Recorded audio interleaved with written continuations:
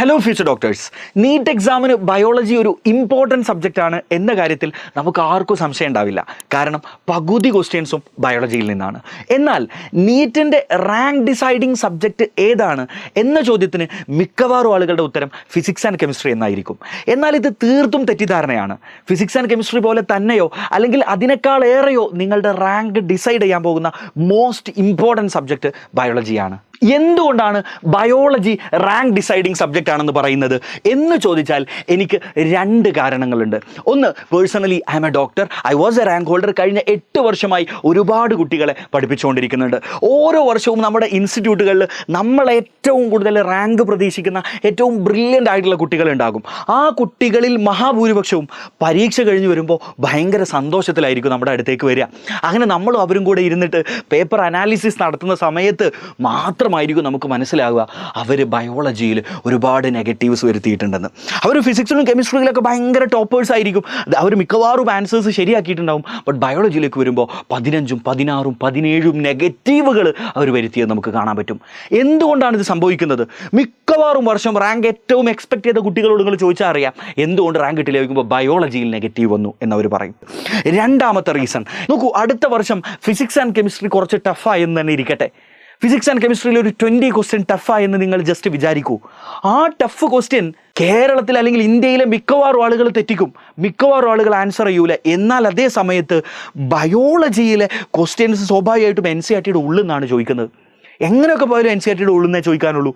അത് ചോദിക്കുമ്പോൾ അത് ആളുകൾ ശരിയാക്കാനുള്ള സാധ്യത കൂടുതലാണ്. നോക്കൂ, എല്ലാവരും തെറ്റിക്കുന്ന ഒരു ഉത്തരം നിങ്ങളും തെറ്റിച്ചു. അതാണ് ഫിസിക്സ് ആൻഡ് കെമിസ്ട്രിയിൽ സംഭവിക്കുക. അങ്ങനെ എല്ലാവരും തെറ്റിക്കുന്നത് നിങ്ങളും തെറ്റിക്കുമ്പോൾ നിങ്ങളുടെ റാങ്ക് കാര്യമായിട്ട് കുറയൂല.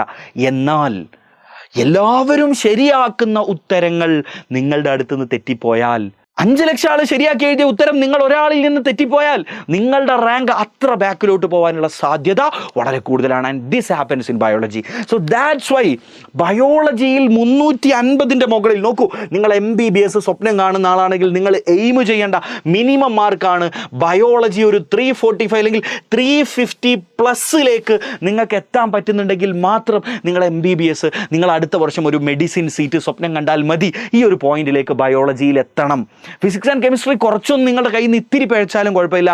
ബയോളജി ഈ ഒരു ലെവലിലേക്ക് നിങ്ങൾക്ക് എത്താൻ പറ്റിയിട്ടില്ല എങ്കിൽ നിങ്ങളുടെ റിപ്പീറ്റ് കയ്യിൽ നിന്ന് പോകും. സോ ഗൈസ്, ഏതൊരു റിപ്പീറ്ററിൻ്റെയും പ്രൈമറി എയിം ആയിരിക്കണം ബയോളജിയിൽ ഈ ഒരു മാർക്കിലേക്ക് എത്തിപ്പെടുക എന്നുള്ളത്. ആൻഡ് ഇന്നത്തെ വീഡിയോയിൽ നമ്മൾ അത് തന്നെയാണ് ഡിസ്കസ് ചെയ്യാൻ പോകുന്നത്. How to get 316 biology.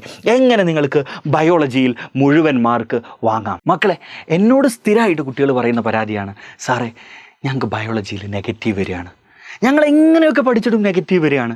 ഞാൻ 24/7 പഠിക്കുന്നുണ്ട്, എന്നെക്കൊണ്ട് ചെയ്യാൻ പറ്റുന്ന എല്ലാം ചെയ്യുന്നുണ്ട്, എൻ്റെ ഫ്രണ്ട്സിനേക്കാളൊക്കെ അധികം പഠിക്കുന്നുണ്ട്, പക്ഷെ പരീക്ഷ കഴിയുമ്പോൾ എനിക്ക് നെഗറ്റീവ്സ് കൂടുതലാണ്. എന്തുകൊണ്ടാണ് ഇത് സംഭവിക്കുന്നത്? നിങ്ങൾ മനസ്സിലാക്കേണ്ടത്, നിങ്ങളുടെ പഠനത്തിൽ ചില പ്രശ്നങ്ങൾ ഉണ്ടായിരിക്കാം, നിങ്ങളുടെ പഠനത്തിൻ്റെ രീതിയിൽ ചില അപാകതകൾ ഉണ്ടായിരിക്കാം.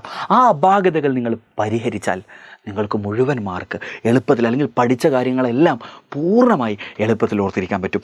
അത്തരത്തിൽ നിങ്ങൾ പഠിക്കുന്ന ഇൻഫർമേഷൻ ഏറ്റവും രസകരമായി പഠിക്കാനും ആ പഠിക്കുന്ന കാര്യങ്ങൾ എളുപ്പത്തിൽ ഓർത്തിരിക്കാനും സഹായിക്കുന്ന ചില ടെക്നിക്സാണ് ഈ വീഡിയോയിൽ ഞാൻ പറഞ്ഞുതരാൻ പോകുന്നത്. അത് നിങ്ങൾക്ക് ബയോളജിയിൽ മാത്രമല്ല, നിങ്ങൾക്ക് ഇനോർഗാനിക് കെമിസ്ട്രിയിലും ഓർഗാനിക് കെമിസ്ട്രിയിലടക്കം ഇതുപോലെ ഉപകാരപ്പെടുന്ന ഇൻഫർമേഷൻസ് ആയിരിക്കും. ആദ്യം തന്നെ നോക്കൂ, നമ്മൾ പഠിക്കുന്ന ഏതൊരു ഇൻഫർമേഷൻ ആയാലും ആ ഇൻഫർമേഷൻ 2 സ്റ്റേജുകളിലൂടെ കടന്നു പോകേണ്ടതുണ്ട്. First thing is registration. നിങ്ങൾ പഠിക്കുന്ന ഇൻഫർമേഷൻ നിങ്ങളുടെ മൈൻഡിൽ പൂർണ്ണമായിട്ട് ഫീഡ് ആവേണ്ടതുണ്ട്. അങ്ങനെ പ്രോപ്പറായി ഫീഡായാൽ മാത്രമേ ആ ഇൻഫർമേഷനെ നിങ്ങൾക്ക് റിട്ടൈൻ ചെയ്യാൻ പറ്റുകയുള്ളൂ.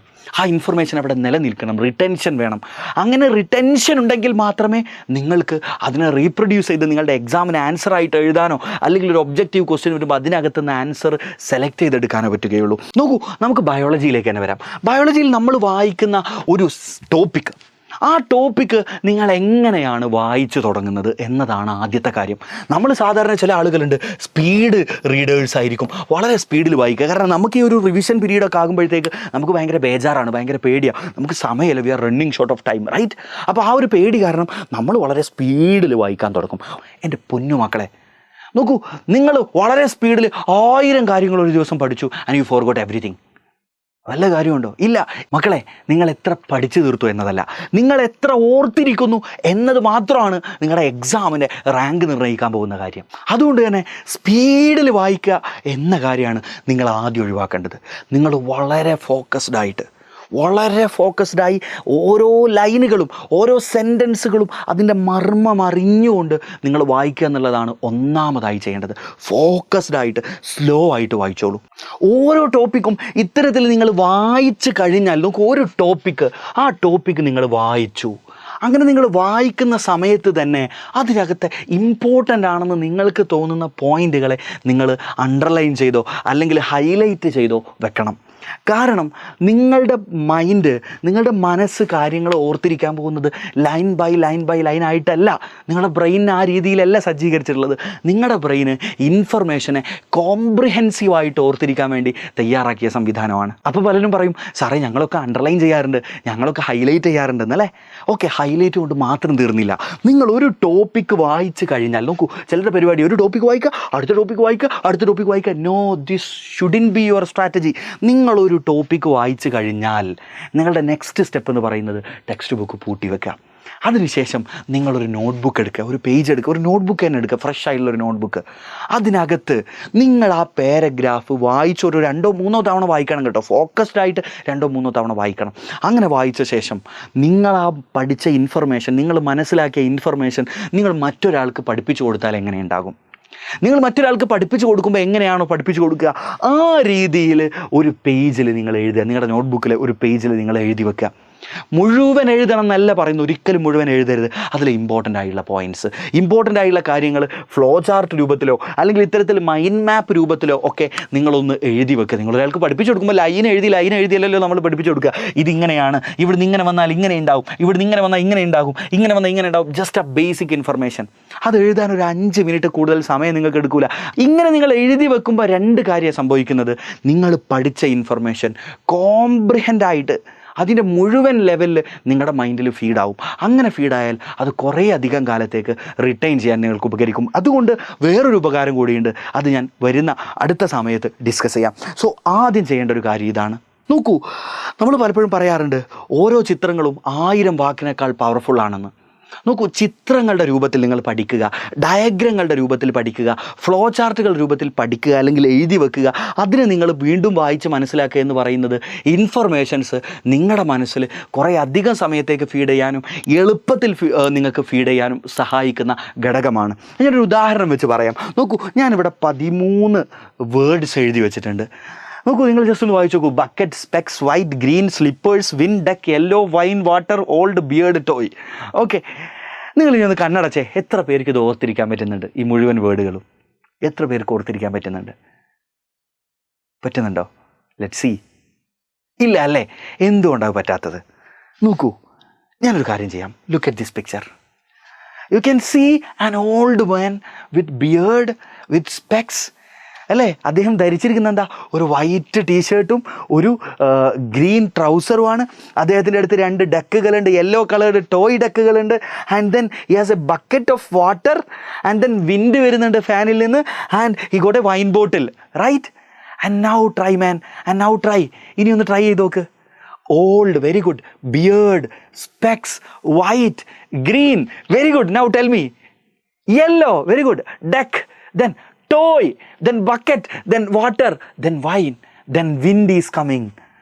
Now you remember everything. Why this happens? This is the power of pictures. പിക്ചറിൻ്റെ പവറാണിത്. നിങ്ങൾ ഏതൊരു ഇൻഫർമേഷനെയും നോട്ട് ഡൗൺ ചെയ്യുന്ന സമയത്ത് പിക്ചർ രൂപത്തിൽ നോട്ട് ഡൗൺ ചെയ്യണം.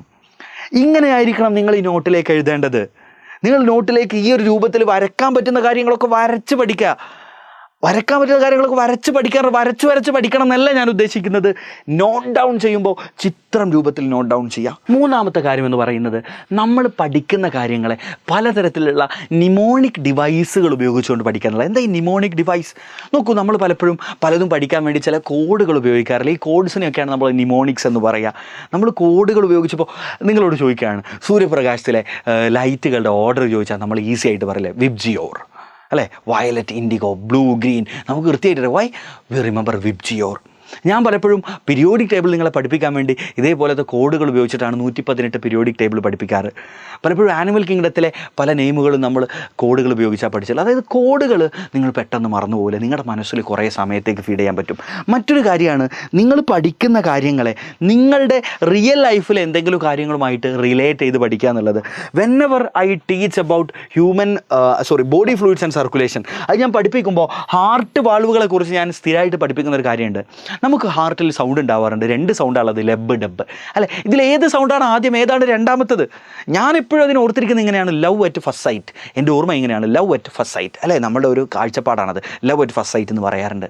അപ്പോൾ ആദ്യത്തെ സൗണ്ട് ഫസ്റ്റ് സൗണ്ട് ലബ്, അപ്പോൾ സെക്കൻഡ് സൗണ്ട് ഉണ്ടാവും ഡബ്. ആൻഡ് അവർ next thing is, valve open ആകുമ്പോഴാണോ ക്ലോസ് ആകുമ്പോഴാണോ സൗണ്ട് ഉണ്ടാവുക?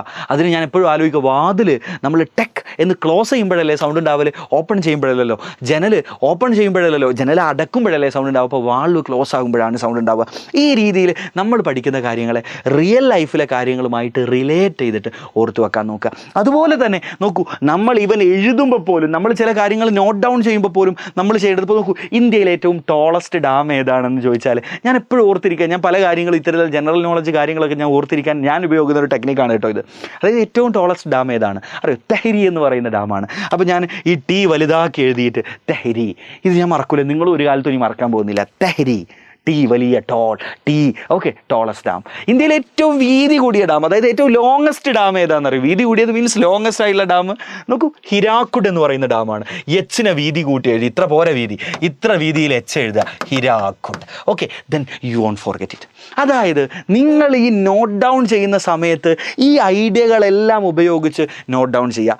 പഠനം കുറച്ചുകൂടെ രസകരമായിരിക്കും ഇങ്ങനെ പഠിക്കുമ്പോൾ. ഒന്ന്, നിങ്ങൾക്ക് വേഗം കാര്യങ്ങൾ ഓർത്തിരിക്കാൻ പറ്റും. മക്കളെ, നമ്മൾ ഇത്രയും സമയം പറഞ്ഞുകൊണ്ടിരുന്നത് എങ്ങനെ ബയോളജി ഓരോ ചാപ്റ്ററും പഠിച്ചെടുക്കണം എന്നുള്ള കാര്യമാണ്.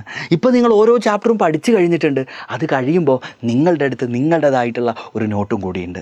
ഇനി നിങ്ങൾ ചെയ്യേണ്ടത് ഓരോ ചാപ്റ്ററിലെയും PYQs, മുഴുവൻ PYQ ഒന്നും വേണ്ട, ഒരു 2017 ശേഷമുള്ള PYQs കൂടി ഒന്ന് പെട്ടെന്ന് ചെയ്തു നോക്കുക. ആ PYQs ചെയ്തു നോക്കുമ്പോൾ നമ്മൾ പഠിച്ചതിൽ എവിടെയെങ്കിലുമൊക്കെ വോയിഡുകൾ ഉണ്ടെങ്കിൽ, കോൺസെപ്റ്റ് കണക്റ്റഡ് അല്ലെങ്കിൽ ആ കണക്ഷൻസ് ബിൽഡപ്പ് ചെയ്യാൻ നിങ്ങളെ സഹായിക്കുന്നൊരു കാര്യമാണ് ഈ ഒരു PYQ പ്രോബ്ലം സോൾവിങ് എന്ന് പറയുന്നത്. അതുകൂടെ ചെയ്തു കഴിഞ്ഞാൽ ഒരു ചാപ്റ്റർ ഏകദേശം സെറ്റായിട്ടുണ്ട്.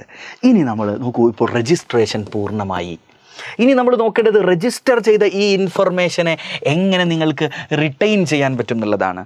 റിട്ടൻഷൻ ഒരൊറ്റ കാര്യമേ ഉള്ളൂ, റിവിഷനേക്കാൾ ഇമ്പോർട്ടൻ്റ് ആയ ഒരു കാര്യമുണ്ട്, ദാറ്റ് ഈസ് കോൾഡ് റീകോൾ. എന്താണ് റീകോൾ ആൻഡ് എന്താണ് റിവിഷൻ?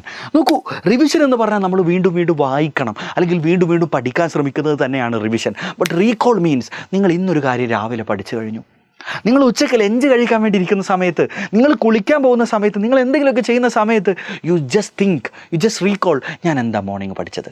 നിങ്ങൾ അതിൻ്റെ മുഴുവൻ ലൈൻ ബൈ ലൈൻ ഒന്നും ഓർക്കണ്ട, എന്തൊക്കെ ഹെഡിങ്ങുകൾ അതിനകത്ത് ഉണ്ടായിരുന്നു, എന്തൊക്കെ കാര്യങ്ങൾ അതിനകത്ത് വന്നിട്ടുണ്ട്, ഓരോ ഹെഡിങ്ങും ഇങ്ങനെ ഓർക്കുക. ആ ഓരോ ഹെഡിങ്ങിൻ്റെ ഇടയിൽ ഇമ്പോർട്ടൻറ്റ് കാര്യങ്ങൾ എന്തൊക്കെയാണ്. I remember all those. Then you can be happy. അങ്ങനെ ഇടയ്ക്കിടയ്ക്ക് നിങ്ങൾ പഠിച്ച കാര്യങ്ങളെ സ്പീഡിൽ റീകോൾ ചെയ്യാൻ ശ്രമിക്കുക. ഇന്ന് പഠിച്ചത് ഇന്ന് ഉച്ചക്കൊന്ന് റീകോൾ ചെയ്യുന്നു, ഇന്ന് രാത്രി വീണ്ടും റീകോൾ ചെയ്യുന്നു, നാളെ ഒരു ഉച്ചക്കോ രാത്രിയോ വീണ്ടും ഒന്ന് റീകോൾ ചെയ്യുന്നു, നെക്സ്റ്റ് ഒരു 2 ഡേ കഴിയുമ്പോൾ വീണ്ടും ഒന്ന് റീകോൾ ചെയ്യുന്നു.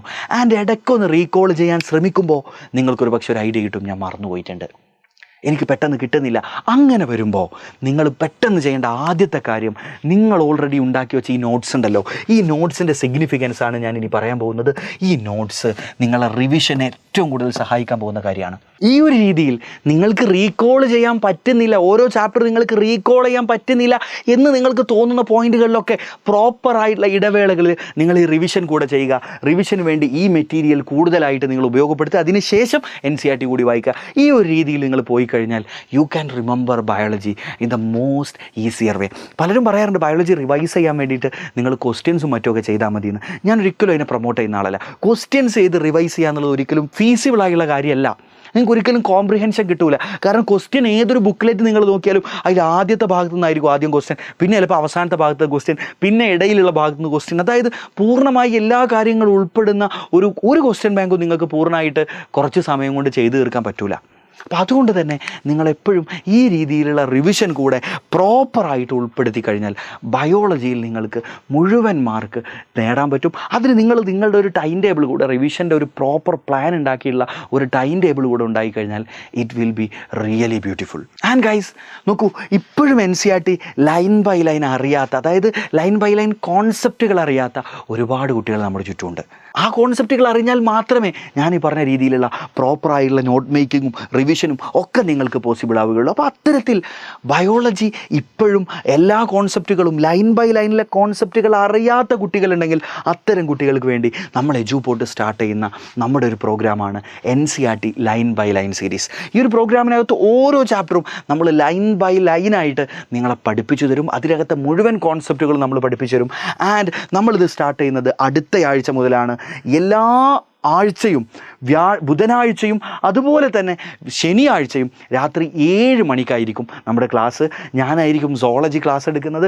ബോട്ടണി, നമ്മുടെ കേരളത്തിൽ തന്നെ one of the best botany faculty ആയിട്ടുള്ള സുധീഷ് സാറായിരിക്കും നിങ്ങൾക്ക് ക്ലാസ് എടുക്കുക. ആൻഡ് ഗൈസ്, ഈ ആഴ്ചത്തെ ക്ലാസ് നമുക്ക് വെനസ്ഡേ ആയിരിക്കില്ല, നമുക്ക് തേഴ്സ്ഡേ ആയിരിക്കും ഈ ആഴ്ചത്തെ ക്ലാസ് നമ്മൾ സ്റ്റാർട്ട് ചെയ്യുക. അപ്പോൾ നമ്മുടെ ഉദ്ഘാടന ക്ലാസ് തേഴ്സ്ഡേ ആണ്. അതിനകത്ത് നമ്മൾ ഓരോന്നും നിങ്ങൾക്ക് കോൺസെപ്റ്റായി ലൈൻ ബൈ ലൈനിലെ മുഴുവനായിട്ട് നമ്മൾ പഠിപ്പിച്ചു തരും. അപ്പോൾ നിങ്ങൾ ചെയ്യേണ്ടത്, നിങ്ങളുടെ ഫ്രണ്ട്സിനെല്ലാം ഇപ്പോഴും ബയോളജി പ്രോപ്പറായിട്ട് അറിയാത്ത, പ്രോപ്പറായിട്ട് കാര്യങ്ങൾ മനസ്സിലാവാത്ത ഫ്രണ്ട്സ് ഉണ്ടെന്നുണ്ടെങ്കിൽ അവർക്കെല്ലാം നിങ്ങൾ ഷെയർ ചെയ്ത് കൊടുക്കുക. ആൻഡ് ഗൈസ്, നമുക്ക് അടിച്ചു പൊളിക്കാം എല്ലാ ബുധനാഴ്ചയും ശനിയാഴ്ചയും രാത്രി 7 മണിക്ക്. ആൻഡ് ഗൈസ്, ഈ ആഴ്ചത്തെ മറക്കരുത്, തേഴ്സ്ഡേ ആണ് നമുക്ക് വരുന്നത്. അപ്പോൾ മറ്റൊരു വീഡിയോയുമായിട്ട് നമുക്ക് കാണാം. നിങ്ങൾക്ക് എല്ലാവർക്കും നീറ്റിൽ ഉയർന്ന മികച്ചൊരു റാങ്കിലേക്ക് എത്താൻ പറ്റട്ടെ എന്ന് ആത്മാർത്ഥമായിട്ട് പ്രാർത്ഥിക്കുകയാണ്, ആശംസിക്കുകയാണ്. ബൈ.